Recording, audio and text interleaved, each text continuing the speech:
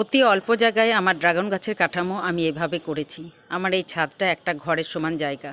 সেখানে আমি পরপর 3টে টব লাগিয়েছি, নিচে 4টে খুঁটো দিয়েছি এরকমভাবে স্ট্যান্ড করে।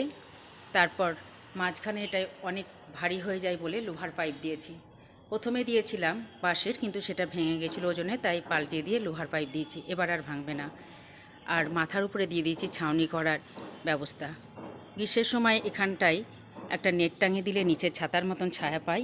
আর বর্ষার সময় যখন এরকমভাবে কুড়ি আসে গেছে, তখন বৃষ্টির হাত থেকে রক্ষা করার জন্য ফুলগুলোকে এর উপরে একটা সাদা পলিথিন টাঙিয়ে দিই।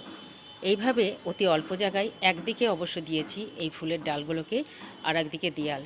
এত অল্প জায়গাতেও এইভাবে সুন্দরভাবে এত ড্রাগন গাছ করা যায়। এই গাছগুলো আমার 1.5 বছর, গত বছর কুড়ি এসেছিল, ফুল হয়নি, কিন্তু এবার এগুলোর ফুল ফুটেছে, আরও ফুটেছে এর আগেও। এখন এগুলো ফোটার জন্য রেডি হয়েছে গাছ।